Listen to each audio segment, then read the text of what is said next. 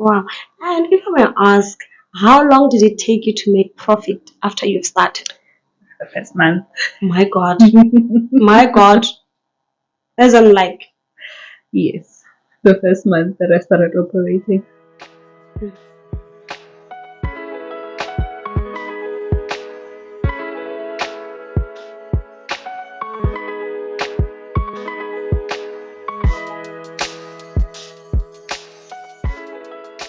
hi family, welcome to Real Life Stories with Vitumelo Mangorani. Thank you so much for tuning in. For those who do not know me, my name is Vitumelo Mangorani. Today it is a brand new day, a brand new episode, an informative one. So I just want to encourage you that wherever you are, if you have not yet subscribed, please make sure that you hit that subscribe button and do not forget to leave a thumbs up for me and a comment and tell me at the end of the session what do you think and what do you have learned. So today I have our special guest. I have a lady by the name of Nkateko Mlambo, and she's our Airbnb or hostpreneur. So we are going to learn a lot. Thank you so much for joining us today. Thank you for having me. Wow, we are looking forward. Me too. I'm looking forward to the conversation. Yes, and before we can start, I just want you to tell us a bit about yourself. My name is Nkateko Mlambo. I am originally from Mamelodi. Mm-hmm. I am the eldest of two kids, and I am a property investor specializing in Airbnb. Mm-hmm. And I've been in corporate for the past 17 years in the banking sector. And on a good day, I'm sitting at home doing nothing accepting bookings. Wow. And would you share with us, as a property investor, how many properties do you own? I own two properties in my name, and I am hosting 17 properties on Airbnb. Wow. And would you advise somebody to own a property before they start the Airbnb?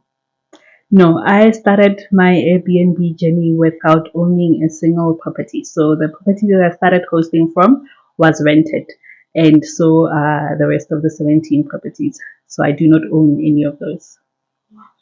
I'm inspired. You know, when we see black people doing this, and young ones, I'm not saying you are 17 or 20, but young ones, you begin to appreciate Mujimu hore, yeah, no, indeed, you are God. It's possible for everyone, yes. And please share with us your first experience, or when you started this journey on your first property. How did you start? How did you go about it?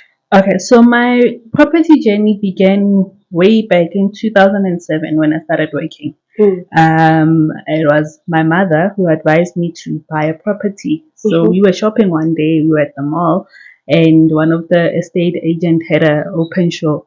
And she said to me, "Intanga zakho zithenga property," which means that your peers are buying properties. Yes, so you need to also buy a property. Yes. I went and I registered my name with the agent and told them that I'd like to view properties. 2 days later, I got a call. We scheduled an appointment. The agent told me that she's got a few properties that she'd like to show me. We went to view properties, and I think I made my offer on the last property. I think it was property number 5. I made an offer on the property. And the reason I made the offer is because the agent said to me that the seller is willing to give a discount of 20,000 on the property. It was listed for 550. So back then I thought 20,000 was a bargain because I didn't know better. And we signed the papers, the OTP, I did my financing. Then she came and said, the same agent said, you don't have to live in this property if you don't want to. You can rent it out and have someone else pay the bond on your behalf while you are owning the property. I was like, okay, this is a great idea. So after it was registered, that's exactly what I did. Send a few friends messages like, hey guys, I have a property. If you know someone who is looking for a place to rent, please let me know. One friend said, I do know someone who's looking for a place. And I said, cool, tell this person to meet me here after work. After work, I went to CNA and I bought a lease agreement. Wow. Just like that. Just like that. Now, I didn't know how to vet. these tenants. I didn't know that I needed to do credit checks. I needed to take a deposit. We signed the lease agreement. I handed over the keys. I'm like, there, when you'll just pay rent. I have a lease agreement in place. The first 6 months, things were going well. She was paying rent, and then I started getting calls from the body corporate that your tenants are misbehaving, your tenants are throwing parties, this and this and that. Things that I was not prepared for, things that I was not planning to deal with. I thought I'm just gonna get the money. I own a property, someone is living there, they're paying the rent, and that's it. But I also, during that process, I loved having money coming in from something that I own, which was an asset. And I thought, oh, okay, this is nice. I need to expand and get more properties that I can still rent out and get money coming into my account. And I went to the bank again to try and get a second property. They told me, no, I don't qualify for the bond. Which I didn't understand, because I have this property, it's paying for itself. I have my salary, so what do you mean I don't qualify? But that's when I learned that with property, if you're buying property using your payslip, you reach a cap, because your salary can only afford you to buy up to a certain limit. But that's what I didn't know when I started. Right? And as the frustration grew, like, I really want to grow this property business. I really want to get more properties and make money out of them. One day I was scrolling on the internet, and I came across an ad about a company that was doing an event on how to invest in property without money. I registered for that event because I'm interested. Here I am. I'm looking for money to buy property. The bank is telling me no, and it was God sent to say, "Here, go and listen to what these people said." And during that event, they started talking about different structures of investing in properties and different methods of financing those deals. And I was blown away, because I was working for a bank, but that information, I did not know that it existed out there. I did not know that that's how people were buying property. And I registered for the 2-day masterclass, and then they went deeper on the different structures, how to make them work, how to build the portfolio, how to use, how to enter into joint ventures, how to partner with people, how to get angel investors to invest in your deals. And I said to myself, okay, now I need to learn fully. If this is the route I'm going to take in life, I need to learn fully and make sure that I get the right information, the right skills, so that I don't make the mistakes like I made with my first property, because I was clueless. I didn't know what I was doing. So I signed up for the coaching and mentorship, and we explored the different strategies. We explored the different financing options that were available and that I could venture into. Then COVID hit. Everything came to a standstill. You can't go view properties. You can't do anything. And my anxiety went up the roof. Like, I was just getting started. I can't stop now. But that didn't stop me, because everything was now online, and there was more and more people coming online sharing to say, this is what I'm doing, this is what I'm doing. So one day when I was attending a property boot camp, one of the speakers, it was also online, so one of the speakers started talking about Airbnb. And he shared how he is using an extra room in his house as a vacational home where people are renting, and he's making money out of that, and he's using that money to travel the world. And I thought this was quite interesting. And he went on to say, you can even rent a property from someone else. You don't have to own the property. I mean, he started with an extra bedroom in his house, and then he went deeper and saying, you can rent a property. So I started doing more research on that, learning about the ins and outs of this business. And then I started contacting landlords, started looking for a property on Property 24 and private property. Because now I want to venture into this business. It seems like the easiest thing to do.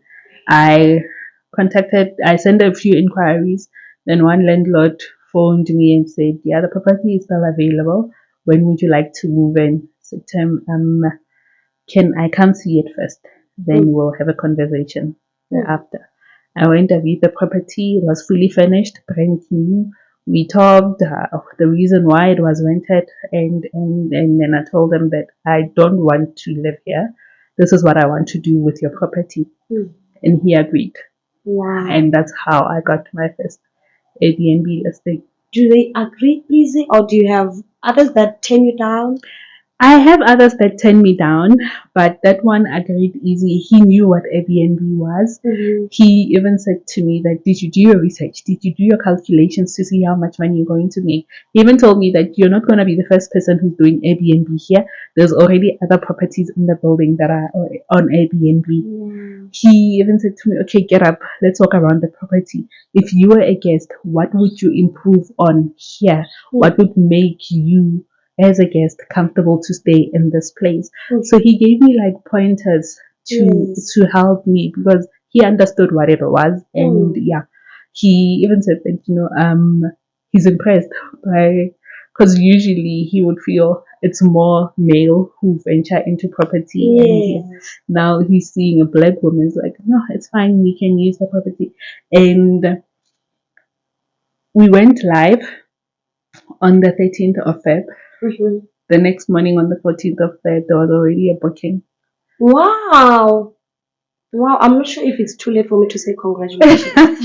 No, it's not. So that's how that's how the journey started, and that's how the strategy works. If the property is in the right location and it's priced right, and it's also set up nicely for the convenience of the desired guest. And do you need capital to start? Yes, you do need capital to start. So in my case, because I'm renting these properties, remember, I become the long-term tenant, and although I'm not going to live there, so I still need to be qualified as a long-term tenant, and I still need to put in the deposit and the first month's rental. So that's the startup capital that I had to pay upfront before starting. And also adding linen and decorative stuff into the property. So let's say you renting a property from me, right? You're gonna have to pay deposit in the first month's rent. Yes. So that's the capital that I needed to start. Yeah. So if a property comes, and because it came fully furnished, I did not have to buy the furniture. But if the property comes without furniture, you also need that money to buy the furniture. Oh yes. And what are the things that one needs to consider before they start? You have to do your research. Firstly, you have to research the area where you want to host. Does it have a demand for Airbnb?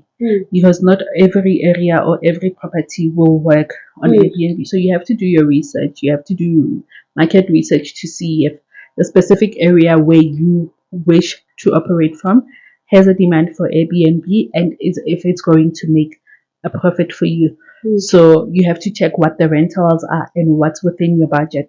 Because worst case scenario, if you don't get bookings for that month, you still need to pay your rent to the landlord. So if that property you're renting, will you be able to afford the rent if you don't get the bookings for that month? And also you need to check what type of amenities in the area will attract your guests. So you have to check places which have business hubs, because you have different travelers. People travel for business, people travel for leisure, people travel for medical procedures. So some people want to be closer to hospitals if they go for their checkups. You have parents who are traveling to come and see their kids who are at school. You have dignitaries from other international companies who are coming into our country for research purposes, for a project, for a short period of time. Most people don't want to stay in hotels, so they would rather be in a place where they can do their own cooking, a place that will give them a home away from home. And as a host, what are the safety precautions that you need to take into consideration before you can establish? Look, you have with Airbnb, what it does is that it vets the guest for you before they even book.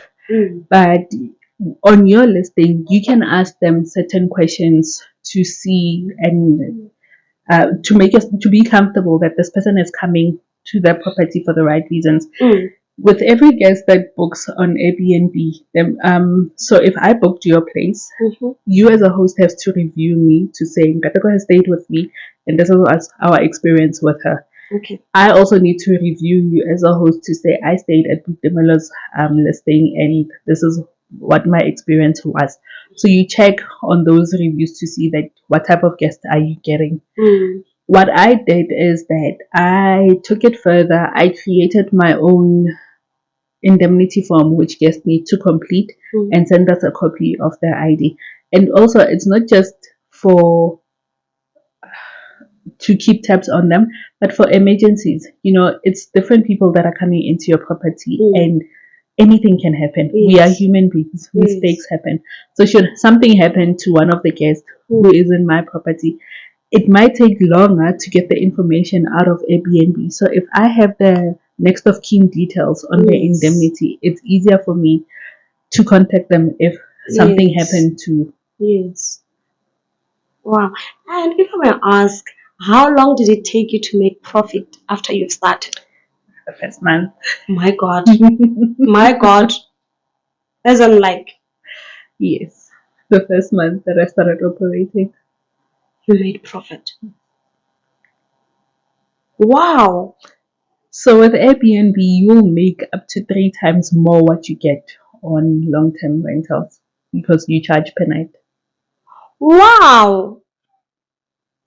So immediately when you started, when you were still practicing, while I was still practicing, while I was still I want to see if I can do figuring out how the system works, you know, how to respond to guests, how to give that 5-star service that they expect. Wow.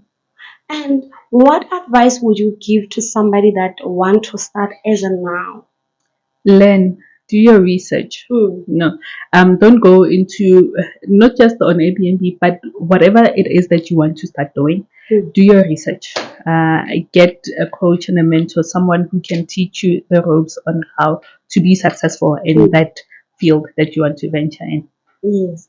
And let's say when you're looking for a property, what are other things that you look at in a location? What are the specific things? Do I look at, let's say, can one venture into Airbnb in the rural areas? I think that the question is going that way. Yes, you can. There are Airbnbs in your Limpopo, your Eastern Cape, and actually Airbnb is investing in those areas to bring awareness to them that there are nice places that you can stay at which are more peaceful than the urban side. And there are hosts who are hosting in rural areas. There are Airbnbs in Soweto. Yeah. So if the location and the numbers makes sense, you can have an Airbnb anywhere. If there is a demand for people who are traveling, you can have an Airbnb. And what if somebody wants to start and they need help? How would you help them? I do coaching, so you can reach out to me. You can send me a email or you can call me, and then we can take it from there. We can look at what your needs are, and I can guide you on how to get started on the journey. Okay, and do you have any upcoming events? Yes, so I do have a high tea event that's scheduled for the 21st of October. Okay. The tickets will be available in the next coming weeks. Okay, will we find them online? You'll find them online, yes. So for people who are listening now and watching, where can they find you? You can find me on Instagram. That's where I'm more active. Instagram at Airbnb_Hostprenuer. Or you can call me on 082 306 4430. Wow. I think it's for the first time when I have somebody on air sharing their contact details. Do you know that? It's already online. Wow. You just need to search. And now, We are in Heritage Month. Yes. What advice can you give to anyone regarding your path, your journey? What inheritance can you advise us not to lose touch from? Your values. Wow. Don't lose that.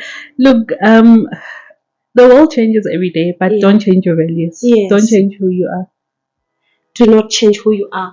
Wherever you are watching, wherever you are listening, do not change who you are. Your values matters the most. And I know somebody, you have a question for her. Please do not forget to leave it on a comment section. And please go and follow her on Instagram. And as you follow her, come and follow me as well. And please do not forget to hit that subscribe button. And make sure that you share this one, because information, guys, knowledge is power. This episode, I believe, is one of the unique ones. And I believe after this one, we just go straight to her Instagram and now book. Let's flood South Africa. Let's own these things. It's ours. And wherever you are, thank you so much for tuning in, and God bless you.